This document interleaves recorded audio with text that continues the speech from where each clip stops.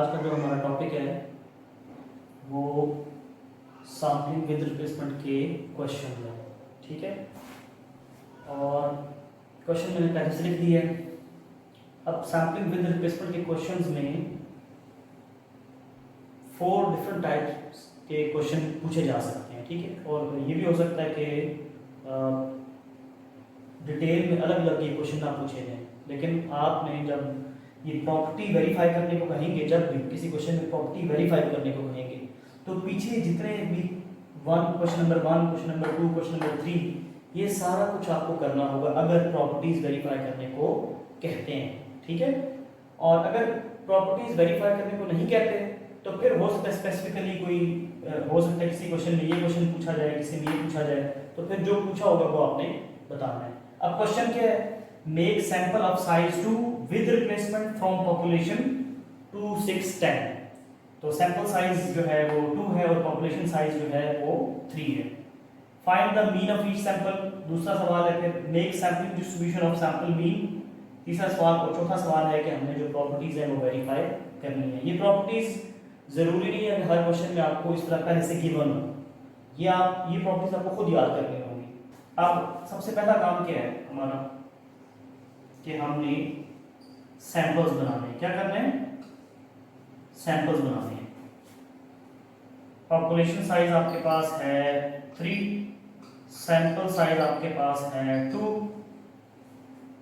TPS stands for total possible samples. कितने बन जाएंगे? इसका फार्मूला विद रिप्लेसमेंट का क्या था? n power n। तो 3 पावर 2 ये बनेंगे 9 सैंपल्स। कितने बनेंगे? 9 सैंपल्स बनेंगे। तो मैं क्या कर रहा हूं, पहले सैंपल्स बनाऊंगा यहां पे, और उसके आगे उस सैंपल का मीन लूंगा। ओके, सैंपल्स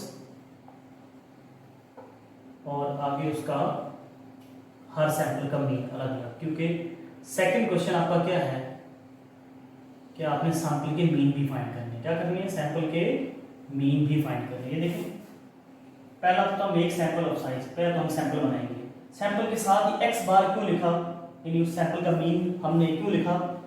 क्योंकि लिखा हुआ है second question, find the mean of each sample. Her sample का मीन भी आपने फाइंड करना है। अब जो मैंने आपको विद रिप्लेसमेंट मेथड बताया था कि सैंपल साइज 2 है, तो कॉलम्स कितने बनेंगे? 2 कॉलम्स बनेंगे। पहले कॉलम में हर नंबर कितनी दफा आएगा, उसका फार्मूला बताया था। TPS को कैपिटल N से डिवाइड कर लें, 9/3 is equal to 3।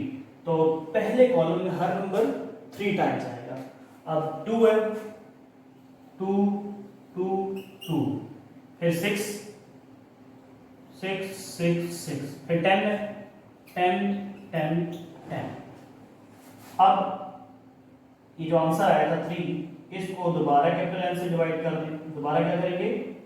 Capital N से डिवाइड, तो दूसरे कॉलम का भी हमें पता चल जाएगा कि दूसरे कॉलम में हर नंबर कितनी दफा आएगा? 1 टाइम आएगा। देखिए 3/3 1 को में डाल लेते हैं हम। 2 6 10, 1 टाइम आया 10 पे, क्योंकि खत्म हो रहे नंबर्स, अब दोबारा रिपीट हो जाएंगे।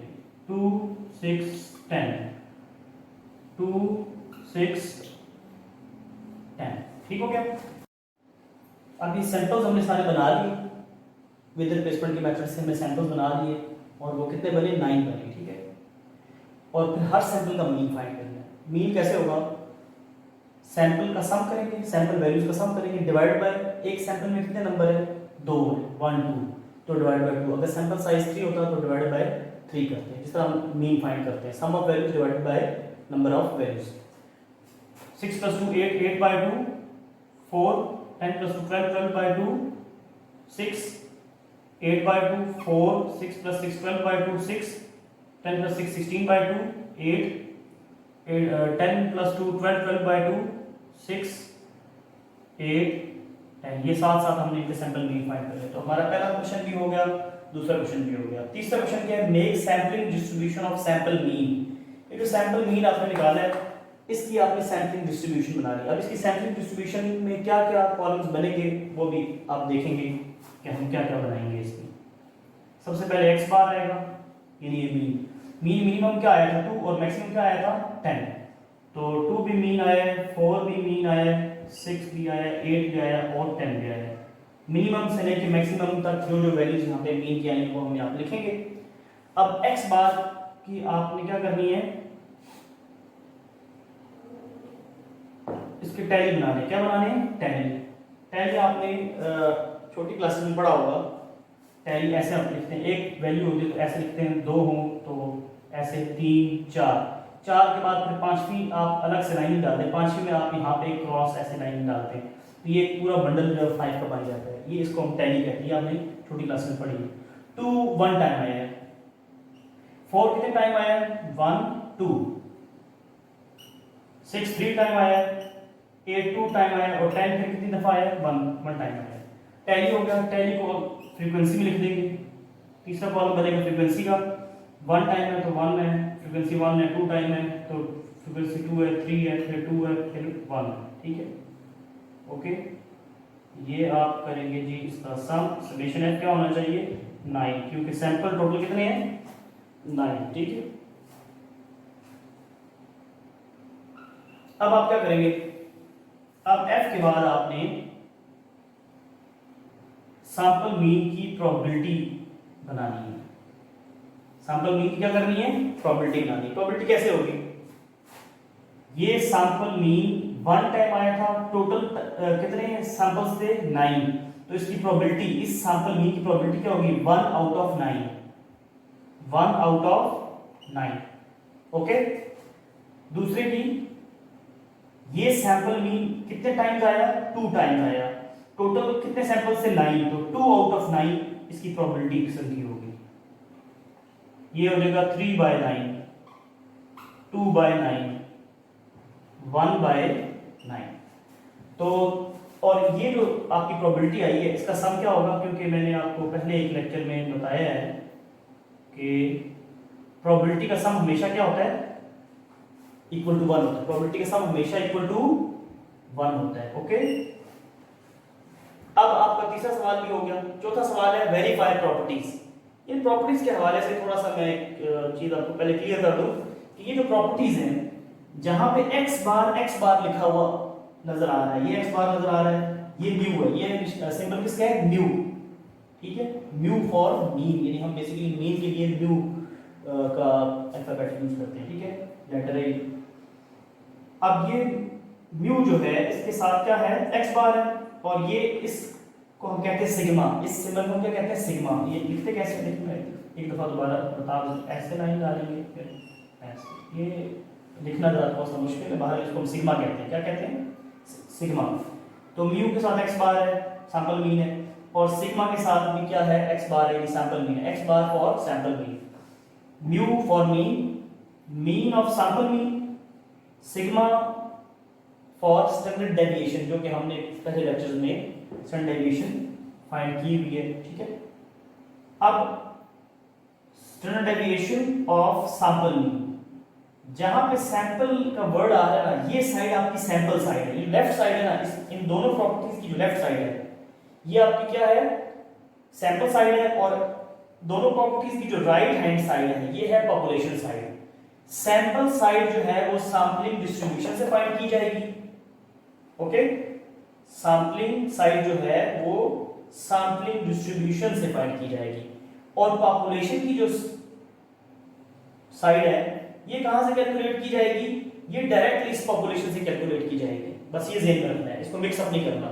स्टूडेंट्स यहीं पे मिक्सअप हो जाते हैं, उनको ये समझ नहीं आता कि कौन ये सैंपल साइड है या पॉपुलेशन साइड है, ये समझ नहीं आता, और फिर ये नहीं पता होता कि ये कहां से हम फाइंड करेंगे, इसको कहां से फाइंड करेंगे। ये राइट साइड पॉपुलेशन साइड है, इसको डायरेक्ट पॉपुलेशन फाइंड करेंगे। लेफ्ट साइड ये भी और ये भी सैंपल साइड है, इसको इस सैंपलिंग डिस्ट्रीब्यूशन से फाइंड करेंगे। ठीक है, इसको हम मेरे ख्याल है 3 का ऐसे लिख भी देते हैं ताकि पता हो कि ये sampling distribution of sample mean है थर्ड। अब हम जो हमारा काम है वो क्या है कि हम पहले पॉपुलेशन साइड को कैलकुलेट कर लेते हैं। क्या कर लेते हैं, पॉपुलेशन साइड को कैलकुलेट कर लेते हैं। ये पॉपुलेशन साइड है, तो हम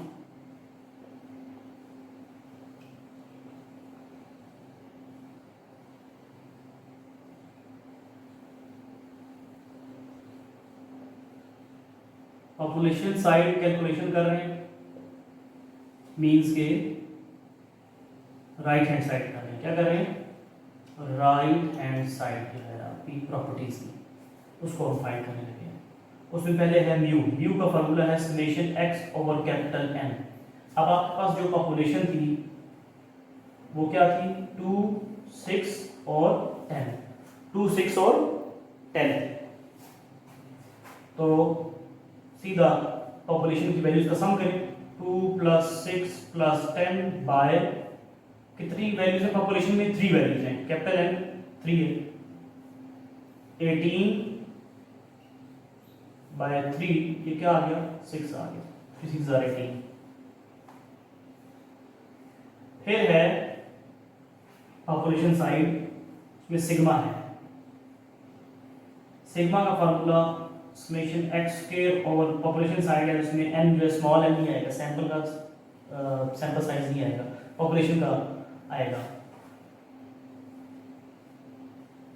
समेशन एक्स स्क्वायर और capital N minus summation x over capital N का होल स्क्वायर। इंस्टेंट डेविएशन है तो इस पे क्या होगा? स्क्वायर रूट भी होगा। ओके, अब हम ये x और x स्क्वायर क्या है वो हम बना लेंगे। यहाँ पे x है जो पॉपुलेशन थी, और वो क्या है? 2, 6, 10। 2, 6, 10 और x स्क्वायर पॉपुलेशन की हर वैल्यू का स्क्वायर है।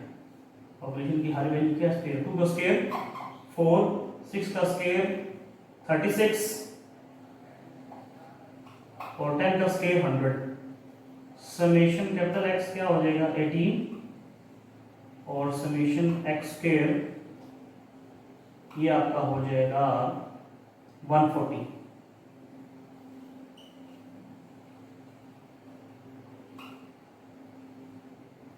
हो गया। अब इस वैल्यू पुट कर देंगे हम।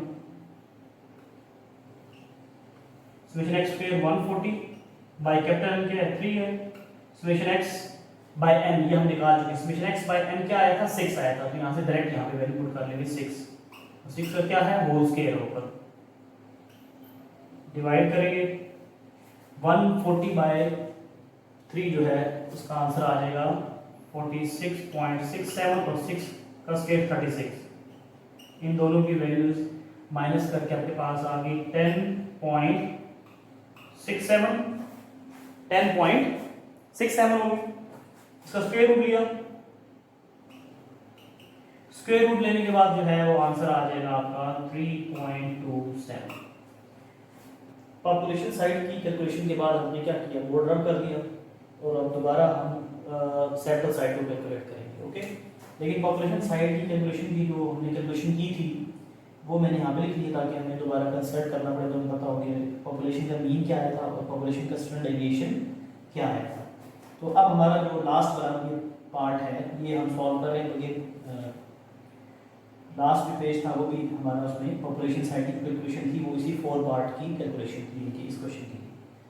अब हमारी आ गई है सैंपल साइड कैलकुलेशन।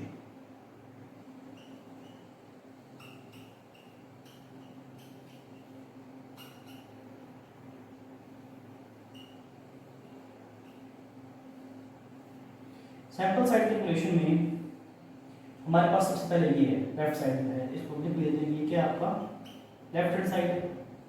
ये सारी दोनों प्रॉपर्टीज लेफ्ट हैंड साइड वो सैंपल साइड है। इसमें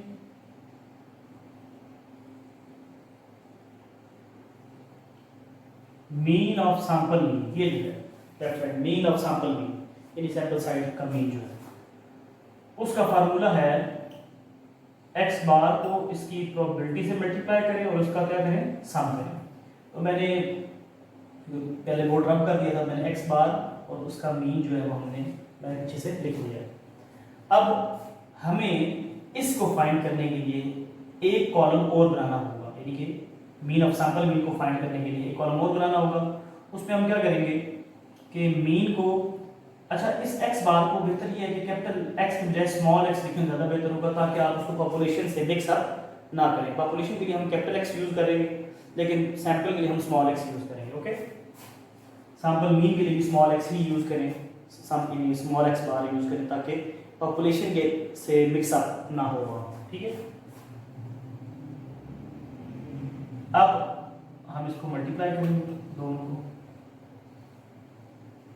फिर देखते हैं क्या होता है। मल्टीप्लाई करेंगे 2/9, 8/9, देखें 2 1 2, न्यूमरेटर को न्यूमरेटर से मल्टीप्लाई करना, नीचे 9 से मल्टीप्लाई नहीं करना। 6 3 18/9, फिर 2 16/9, 10 1 10/9। इसका सम करेंगे तो इसका सम जो है वो आपके पास आ जाएगा 54/9। ये सम इसका आ गया, ओके। इसके यहाँ पुट कर देंगे 54/9 और मीन ऑफ सैंपल मीन क्या आ गया, 9 6 54, 6 आ गया। मीन ऑफ सैंपल मीन क्या आ गया, 6। पॉपुलेशन का मीन और सैंपल का मीन ये दोनों आपस में क्या हो गए, इक्वल हो गए। तो पहली प्रॉपर्टी तो आपकी वेरीफाई होगी। पहली वाली प्रॉपर्टी क्या होगी, hence mean of sample mean is equal to population mean, mean 6 is equal to 6। दूसरी प्रॉपर्टी आपकी जो है वो ये है, इसमें इसकी पॉपुलेशन का स्टैंडर्ड डेविएशन कैलकुलेट हुआ होगा लेकिन सैंपल का नहीं हुआ होगा, नहीं किया हमने अभी। तो इसको भी अब फाइंड कर लेते हैं। इसका फार्मूला क्या है, वो फार्मूला आपको बेसिकली पता होना चाहिए, याद होना चाहिए। स्क्वायर रूट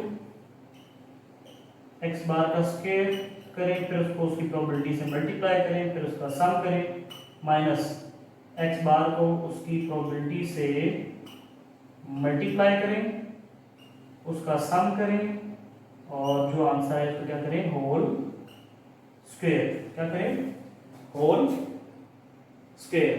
अब ये तो हमने फाइंड किया हुआ है, ये हमें बनाना पड़ेगा। एक कॉलम और बनाएंगे यहाँ पे, x बार को पहले स्क्वायर करेंगे, फिर उसके बाद उसको उसकी प्रोबेबिलिटी से मल्टीप्लाई करेंगे। आप ये देखें x बार का पहले स्क्वायर कर लें, 2 2 4 स्क्वायर हो गया। स्क्वायर करने के बाद इसकी प्रोबेबिलिटी से मल्टीप्लाई करें, 2 4 4 1 4/9। फिर यहाँ पे आ जाए, 4 4 16, 16 2 32/9, और 6 6 36, 36 into 3 108/9। it is 64, 64 into 2 128/9। 10 100, 100 1s are 100। पहले x बार का स्क्वायर किया, उसके बाद उसको उसकी प्रोबेबिलिटी से मल्टीप्लाई कर दिया। अब जब हम इसका सम करेंगे तो ये सम आपके पास आ जाएगा 372/9। ये सिंपल कैलकुलेटर पे आपने सम कर दिया। अब हम इन वैल्यूज क्या करेंगे, यहाँ पे पुट करेंगे। तो ये देखें, ये वैल्यू ये कहाँ पे, ये है, इस पूरे कॉलम का सम ये वैल्यू ये आ जाएगा 372/9 माइनस, ये हम कैलकुलेट कर चुके हैं, यानी कि ये मीन है, ये वैल्यू क्या मीन, लेकिन इसके ऊपर क्या स्क्वायर है, यानी 6 का स्क्वायर होगा, 6 का स्क्वायर। अब इसको सॉल्व करते हैं। 372/9 करेंगे तो वो आ जाएगा 41.33 माइनस 36, 6 का स्क्वायर 36। इन दोनों को माइनस करेंगे तो इन दोनों को माइनस करने से आपके पास आ जाएगा 5.33, और फाइनल आंसर आपके पास जो आया है वो है 2.31। अब दूसरी प्रॉपर्टी वेरीफाई करने का वक्त आ गया जी, वो क्या है जी, standard deviation of sample mean is equal to population standard deviation over √n। ये जो सैंपल की स्टैंडर्ड डेविएशन थी उसका आंसर क्या है, 2.31।